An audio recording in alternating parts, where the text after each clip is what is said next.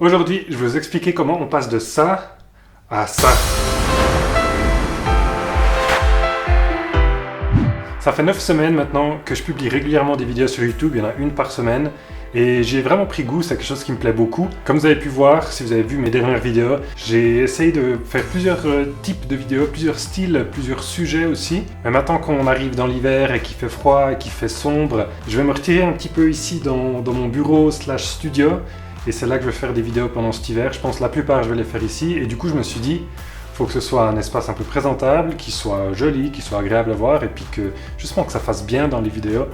Donc je me suis dit, voilà, je vais essayer de faire un studio, un peu un studio vidéo, et puis essayer de faire ça pas cher, donc je dépense pas trop d'argent là-dedans. Cette envie, elle est venue du fait que voilà, je regarde pas mal de vidéos sur YouTube, et ceux qui font des vidéos depuis longtemps, ils ont tous un beau studio qui est bien éclairé, avec voilà, c'est presque professionnel et comme ça. Et d'abord, je me disais, ouais, ils ont de la chance d'avoir un si beau studio et tout. Puis je me suis dit, mais fais-en un toi-même. Alors c'est clair que c'est pas le meilleur espace ici parce que c'est pas vraiment fait pour, donc il y a un bureau, il y a un atelier derrière, enfin voilà. Mais je me suis dit, essaye quand même de faire quelque chose et puis on verra bien ce que ça donne.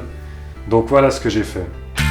Donc au début, il y avait juste le néon là-haut comme source de lumière. C'est une grande source de lumière donc, qui illumine toute la pièce, donc en soi c'est bien. Mais il y avait quelques problèmes. Donc j'ai utilisé le néon pour faire les vidéos sur James Bond, sur le semi-marathon. Et en soi, j'étais bien éclairé et tout, mais le problème avec le néon, c'est qu'il est fixe, il a un angle fixe, et puis il distribue la lumière partout. Donc la lumière, elle n'est pas concentrée sur le sujet, donc sur moi. Donc ça posait quelques problèmes. Aussi, vu que je pouvais pas bouger le néon, j'étais obligé de me mettre dans un autre angle pour que mon visage soit illuminé. Donc c'est pas tout à fait optimal. En plus, l'angle comme ça, il me convenait pas trop parce qu'il y avait pas beaucoup de profondeur. Donc il y a le mur blanc derrière, mais en somme, ça me convenait pas vraiment. Donc je me suis dit, on va commencer par choisir un autre angle. L'angle que j'ai choisi, c'est celui-là. On respecte les lignes, donc il y a des lignes là, il y a des lignes là, on est parallèle au mur, donc ça c'est déjà assez plaisant à l'œil. Il y a des lignes derrière avec le tableau des outils. En plus, ce qu'il y a avec cet angle, c'est que vu qu'il y a plus de profondeur, j'ai pu prendre mon objectif 35 mm qui est de meilleure qualité et il a une très grande ouverture, f1.8, donc ça veut dire que la profondeur de champ est très fine, ce qui signifie que moi je suis net, mais derrière dans le fond, c'est flou. Ensuite, il a fallu faire l'éclairage. Voici comment j'ai commencé. Donc, ma première décision, c'était justement de ne pas utiliser le néon qui est là-haut. Je voulais utiliser des lampes vraiment dédiées et puis qui concentrent la lumière. Donc, j'ai acheté une lampe, une key light en anglais. Donc, c'est une lampe principale, c'est la lampe qui donne la lumière principale sur le sujet. J'ai acheté la Relay Loomis Key Light sur Digitech. Le lien dans la description. J'ai payé ça 39 francs, c'est vraiment pas cher. Et puis, elle est super parce qu'on peut changer l'intensité, on peut changer aussi la chaleur du blanc, donc avoir un blanc un peu plus froid, un blanc un peu plus chaud. Donc voilà, c'est quelque chose d'assez simple finalement, mais qui fonctionne très bien. Là, elle est orientée à 45 degrés, elle m'éclaire assez bien. La luminosité est réglée sur le minimum parce que, voilà, elle est assez claire. Et puis ça suffit comme ça. Voilà, ça c'est la première partie. Ensuite, la deuxième lampe, c'est la lampe secondaire, ou bien en anglais on appelle ça fill light, donc la lampe qui remplit. Elle est là, dans l'étagère. Et d'habitude, quand on parle de studio ou bien d'éclairage professionnel, on utilise souvent on utilise deux fois la même lampe, donc c'est des grosses lampes de pro. Et il y en a une comme lampe principale et une comme lampe secondaire. Elle est un peu plus sur le côté là et elle vient remplir les ombres que la lampe principale aurait créées. Donc là, dans ce cas-là, j'ai pas acheté une deuxième Relay Loomis Key Light. J'ai juste acheté une ampoule standard, c'est la Yeelight 1S. Yeelight, c'est une sous-marque de Xiaomi, vous connaissez sûrement, ils font des téléphones. C'est une ampoule connectée multicolore, donc elle est connectée à mon Wi-Fi et à mon Smart Home. Donc je peux la contrôler depuis mon téléphone, changer la couleur, allumer, éteindre et tout ça. D'ailleurs, si ça vous intéresse d'en savoir un peu plus sur mon Smart Home, je vais faire une vidéo cet hiver une fois sur ça. Donc comment je contrôle toutes mes lampes, tous mes appareils et toutes les automatisations aussi que j'ai installées. C'est quelque chose d'assez intéressant. Donc si ça vous intéresse, abonnez-vous, le gros bouton rouge ici en bas. Donc voilà, ça c'est la lampe secondaire.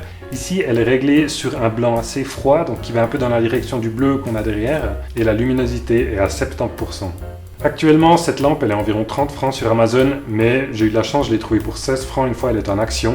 Donc, de nouveau, pas très cher, surtout pour dire que c'est une lampe connectée. Et la base, je l'ai aussi acheté sur Amazon, j'ai payé ça 14 francs, c'est vraiment pas cher.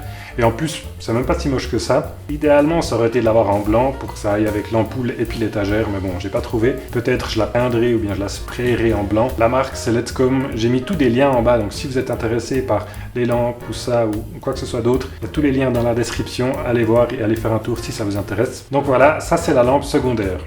Ensuite, on va parler de ce qu'il y a tout là derrière. C'est mon atelier qui est composé d'un établi et puis de 2 panneaux avec les outils. Et l'autre jour, je me suis dit, ce serait sympathique d'installer une bande LED autour d'un de ces panneaux d'outils. En fait, je voulais faire les deux, mais j'avais pas assez de bande LED, donc j'ai dû en recommander. Mais pour ce studio, la première, elle a suffi, donc j'étais déjà content.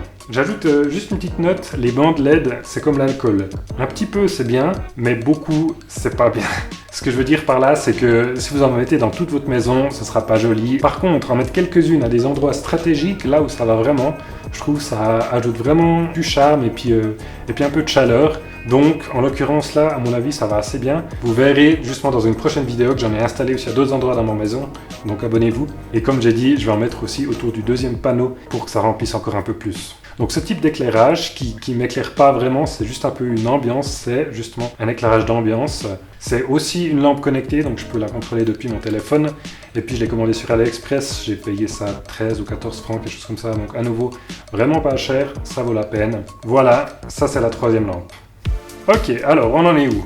On a notre lampe principale ici devant, on a notre lampe secondaire ici, on a notre lampe d'ambiance derrière, c'est la troisième lampe. Et puis, il y en a encore une, je pense que vous ne l'avez pas vue et vous ne l'avez pas remarqué, c'est parce qu'elle est très subtile et honnêtement, je pense que j'en aurais même pas besoin. C'est la lampe qui est là, elle est sur mon bureau en fait et je l'utilise beaucoup plus quand je suis à l'ordinateur, quand je travaille comme ça. D'habitude, je l'ai sur un jaune assez chaud, presque orange, et là, je l'ai réglé sur bleu. Après, comme la lampe, elle est à l'intérieur d'une sorte de vase orange, le bleu, il ressort pas très bien, ça fait un peu bizarre, mais c'est pour ça que, voilà, c'est plus un peu une lampe annexe. La luminosité est très basse, et puis même si je l'éteignais maintenant, ça changerait pas vraiment grand-chose à mon studio, donc voilà. L'ampoule, c'est une ampoule Hombly E14 que j'ai acheté sur Digitech, lien aussi dans la description. C'est une ampoule connectée, donc je peux changer la couleur avec mon téléphone. Et le vase, ça fait longtemps que je l'ai, je peux même plus vous dire où je l'ai acheté. Mais moi j'aime bien, alors effectivement ça va pas très bien avec le bleu. Mais quand j'ai la lampe sur orange et puis que je travaille à mon bureau, ça ajoute vraiment pas mal de chaleur. J'ai payé 20 francs pour l'ampoule, donc à nouveau pas très cher.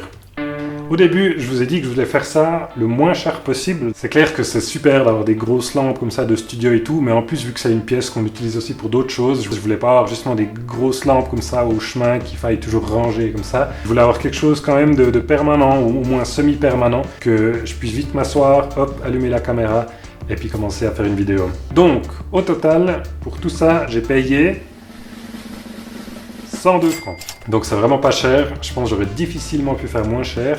Après vous allez me dire, ok mais une ampoule ça coûte beaucoup moins cher que celle que tu as. Celle qui est ici devant, la lampe secondaire et la petite lampe de bureau, c'est vrai que c'est des ampoules qui coûtent un peu plus cher que des ampoules standards, des ampoules qui sont pas connectées. Mais le fait qu'elles soient connectées, ça me permet de changer la couleur et l'intensité. Donc je peux jouer un peu et puis un peu changer le thème, changer l'ambiance. Donc ça c'est quelque chose de non négligeable et à mon avis c'est quelque chose qui est nécessaire quand on veut faire un éclairage comme ça. Si vous connaissez d'autres lampes qui se prêtent bien à un petit studio comme ça, n'hésitez pas à me communiquer tout ça dans les commentaires ici en dessous, ça me ferait vraiment plaisir de voir ce que vous utilisez ou bien ce que vous connaissez.